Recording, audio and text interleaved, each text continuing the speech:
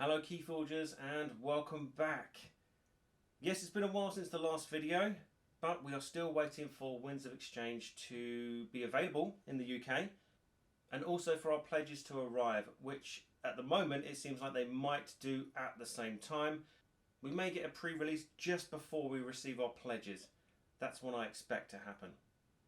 But in that wait for Winds of Exchange to drop, I decided to run my own tournament. With the help of D20 in Watford, I realised I had quite a few sealed decks from each of the first 5 sets. So all the sets from Fantasy Flight games.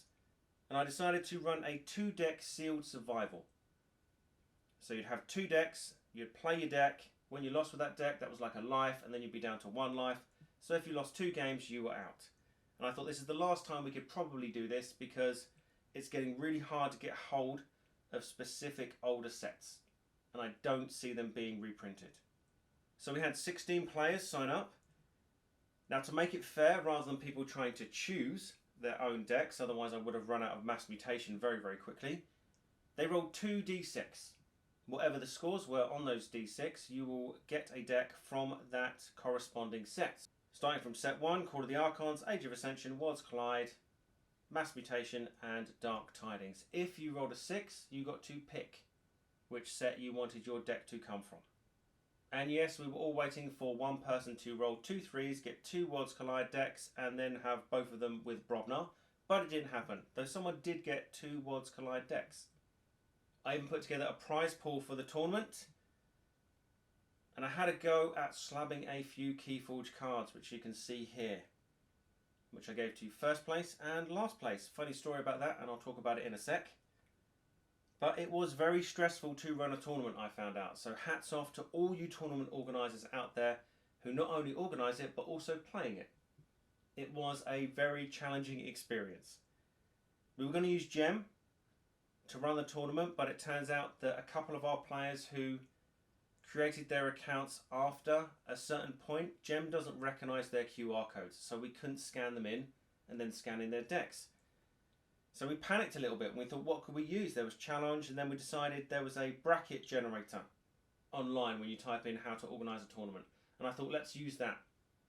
And it worked quite well for double elimination, and I found out that if I'd gone through challenge it would have done the same thing, which is not particularly what we wanted, because it was great for the first 3 rounds, because you had 8 games. After round 1, 8 players are going to be on 1 deck, 8 players are still going to be on 2 decks. Those people on 2 decks will play each other, and then those people on 1 deck would play each other, meaning after the second round we had 4 people who were out, and then after the third round we had 8 people who were out, and then we could start another tournament, which I did. I did a Worlds Collide single deck sealed tournament for anyone who went out in rounds 2 or 3. Then it got a little bit confusing around about round 5, because some people had to wait for other games to be played before they could play. I couldn't change the way it was going, but in hindsight I should have run it as a Swiss tournament and then dropped people after they had lost 2 games. That way it would have meant that there was not these long gaps where people were waiting.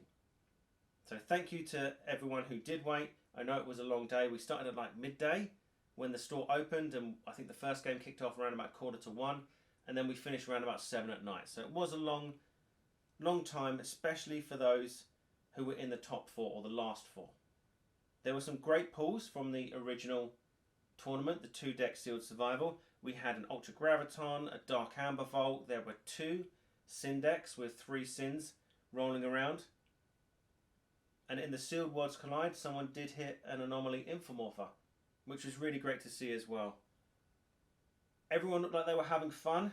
Here are some photos from the day.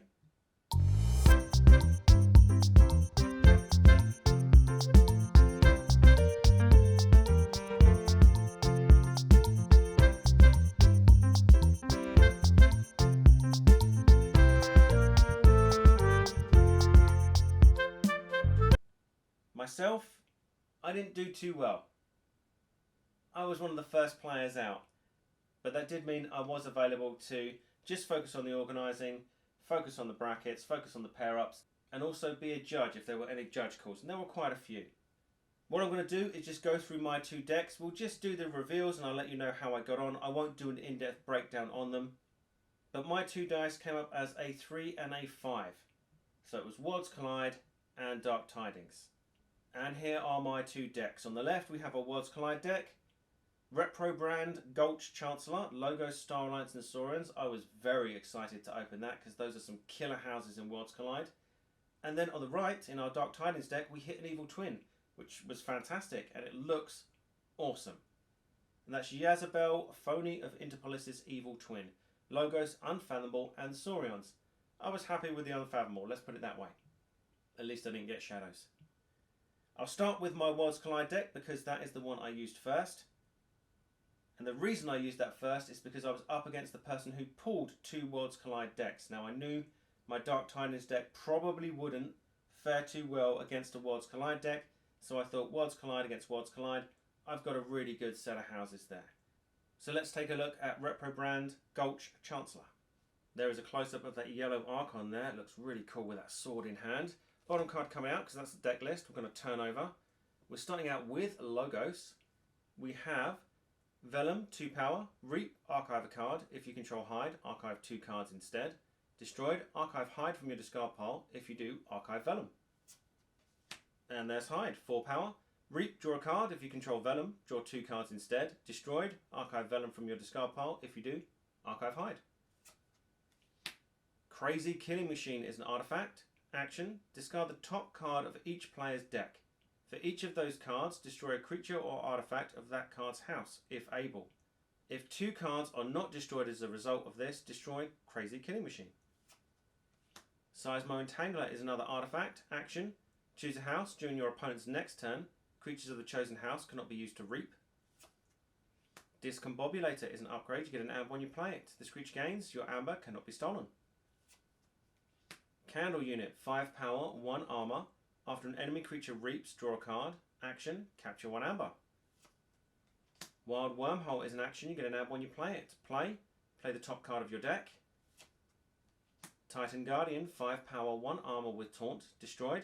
If Titan Guardian is not on a flank, draw 2 cards. Telltale Vapors is an action. Play, draw 2 cards, archive a card. Information Exchange is an action. Play, steal 1 amber. If your opponent stole amber from you on their previous turn, steal 2 amber instead. Hologramophone is an artifact. You get an amber when you play it. Action, ward a creature. Eddie, 3 power. Play, archive a card. Your opponent's keys cost +1 amber for each card in your archives. And on to Saurians now. Saurus Rex, 6 power. Fight, reap. If Saurus Rex is in the centre of your battle line, you may exalt it. If you do, search your deck for a Saurian card, reveal it and add it to your hand. Then shuffle your deck. Compsus Horospec, 4 power. Each friendly creature's play effect is a play reap effect. The Golden Spiral is an artifact. Action, exalt a friendly creature, ready and use that creature.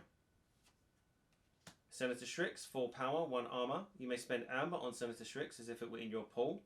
Play reap, you may exalt Senator Strix. Retegalium, 3 power. Play, your opponent's keys cost +3 amber during their next turn.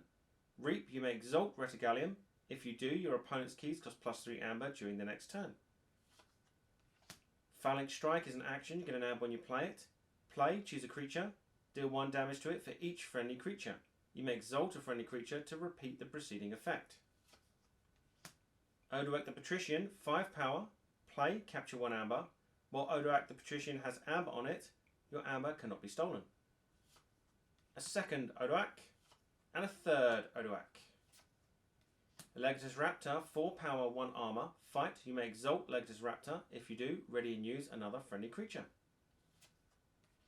Chant of Hubris is an action. You get an amber when you play it. Play, move 1 amber from a creature to another creature. Brutodon Auxiliary, 6 power with taunt and hazardous 2. And finally on to Star Alliance. Tegivore Pulpate, 5 power. After a player chooses an active house, destroy each artifact of that house. Dr. Driscoll, 3 power with elusive. Action, heal 2 damage from a creature. Gain 1 amber for each damage healed this way. Quintrino Flux is an action. Play, choose a friendly creature and an enemy creature. Destroy the chosen creatures and each creature with the same power as either of the chosen creatures. Nurse Soto, 3 power with deploy. Play, fight, reap. Heal 3 damage from each of Nurse Soto's neighbours. Science Officer Quincan, 2 power with elusive. After a player chooses an active house which matches no cards in play, steal 1 amber. Light of the Archons is an upgrade. You get an amber when you play it. This creature gets +1 power and +1 armor for each upgrade attached to it. Lieutenant Karkar, 5 power, taunt with hazardous 3. A second Lieutenant Karkar. First Officer Frayne, 4 power, play, fight, reap. A friendly creature captures 1 amber. Explo Rover, 3 power, skirmish. Explo Rover may be played as an upgrade instead of a creature. With the text, this creature gains skirmish. Commander Chan, 4 power, fight, reap, use another friendly creature. Com Officer Kirby, 3 power, play, fight, reap. You may play a non-Star Alliance artifact, upgrade or action card this turn. And there we have it. And yes, I did lose that first game. It was quite close. I missed a few things. I missed an archive of Vellum and Hyde. The Techivore Palpate didn't work too well because I shared 2 houses with my opponent. But that did mean the Crazy Killer Machine worked very, very well for me. But it was a hard-fought battle, but I lost, so I went on to my second deck. Let's take a look at that one. Let's have a better look at that glorious Evil Twin Archon there. I do like the dark backgrounds of the Evil Twins. Bottom card coming out, that's the deck list. Then it's the Tide card. Now we're turning over. We're starting out with Logos. Theory or Conjecture is an action. Play, choose 1, archive the top 2 cards of your deck, or play the top card of your deck. Static Charge is an upgrade. You get an amber when you play it. This creature gains, at the start of your turn, deal 2 damage to each of this creature's neighbours. Phase Shift is an action. Play, you may play a non-Logos card this turn.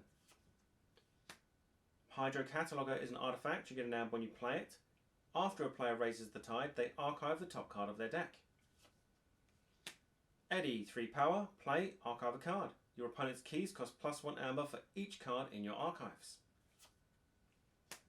Bilge Warden, 2 power, play, reap. If the tide is high, your opponent raises the tide. Otherwise, you raise the tide. Runes of Arconis is an artifact. You get an amber when you play it. Play, put 4 amber on Runes of Arconis from the common supply and then archive a card. After a player plays their 6th card in a turn, if Runes of Arconis is ready, move each amber from Runes of Arconis to that player's pool. Talmage Steelheart, the Evil Twin, 3 power. Play, deal damage to an enemy creature equal to the number of cards you have played this turn, including this one. Captain Cressage, Evil Twin, 6 power. Each creature loses elusive, taunt, poison and skirmish. Binary Moray, Evil Twin, 5 power with skirmish. After you raise the tide, ready Binary Moray. After your opponent raises the tide, exhaust Binary Moray. Armor Drone, Evil Twin, 3 power with a capture enhancement. Fight, steal 2 amber. A second Armor Drone. And now on to Saurians. Ostracize is an action. Play, lose 1 amber. If you do, purge creature. Decadence is an action. Play, choose 1. Exalt, ready and use a friendly creature, or move 1 amber from a creature to another creature.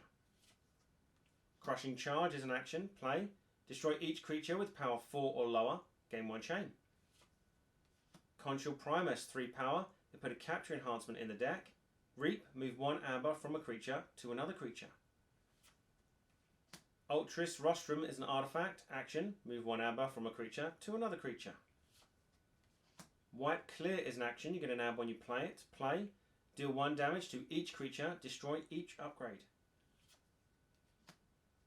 Sorarium is an artifact. You get an amber when you play it. Each creature with the lowest power cannot reap. Magistra Vita, Evil Twin, 5 power. Play, fight. You may exalt a friendly non-Saurian creature. If you do, fight with it. A second Magistra Vita, Evil Twin. Lapisaurus, Evil Twin, 3 power with skirmish. Fight. Exalt the creature Lapisaurus fights. Sensophilo, Evil Twin, 5 power. Play, deal 5 damage to a creature with amber on it. Bestiari Urso, Evil Twin, 5 power with 1 armor, play, fight, stun a creature. And finally on to Unfathomable. Seabringer Kakoa, 7 power with taunt, destroyed, raise the tide. Portal is an action you're going to add when you play it. Play, if the tide is high, archive portal, otherwise raise the tide. Photic Raider, 2 power, play, capture 2 amber. While the tide is high, Photic Raider gets plus 4 power. Hookmaster, 4 power, 1 armor. Fight, if the tide is high, your opponent loses 2 amber. Frigorific Rod is an artifact you get an amber when you play it. Action, exhaust a creature or artifact. Call of the Void is an action you get an amber when you play it. Play, exhaust a creature. If it was already exhausted, destroy it instead and its controller loses 1 amber. A second Call of the Void. Valakanth, 6 power. While the tide is low, Valakanth cannot be used. Fight, reap, exhaust an enemy creature and each of its neighbours. Tidal Wave is an action you get an amber when you play it. Play, if the tide is high, destroy a creature and each of its neighbours. Your opponent raises the tide. Flash Freeze is an action you get an amber when you play it. Play, for the remainder of the turn, after you play another card, exhaust a creature. Horrid Sinon, Evil Twin, 2 power with poison and taunt. Flamegill Enforcer, Evil Twin, 6 power. After your opponent raises the tide, enrage Flamegill Enforcer. Action, steal 1. And there you have it. And yes, there were 12, I believe, Evil Twins in that deck, which was insane. Usually you get 2 or 3 or 4. Having 12 was amazing, but Evil Twins never usually as good as their original. I struggled with this deck mainly because I went up against an Age of Ascension deck that had Brobnar in it. And would you Adam and Eve it, they had 2 Lollop the Titanics and a Flex. I got outpaced pretty quickly. And that is where my tournament ended that day. So I did go out in that second round, which, like I said, did mean that I could take part in the sealed Worlds Collide tournament. After my first game, which again I lost, I gave the deck to someone who went out in the 4th round and they took my position, so they were still able to play. So that last place slabbed card I got for coming up short, I gave to the person who came last in the Worlds Collide sealed event that I ran. It was a tough fought day. The final was between someone who still had 2 decks and someone who was on 1 deck, so they had to beat them twice, and they did it. I would just like to point out the person who did roll 2 Worlds Collide decks did come second in that day. So they did pretty well with 2 Worlds Collide decks. I had great fun. It gave me a lot of insight, like I said, into tournament organisation. And I learnt a lot about what I would do differently next time, but I still think everyone had a great day. I enjoyed having that many people playing Keyforge, which was amazing. And hopefully, with the release of Winds of Exchange and then Grim Reminders, there will be a bigger community and people will start to join the game again. I can't wait to go to Keyforge Celebration in November. And I will be watching the stream of the Philadelphia Vault Tour, I believe. That will happen this weekend, so do tune into that. If you want to have a look at these decks, I'll leave the links in the description. But all that remains for me to say is good luck, have fun, keep forging.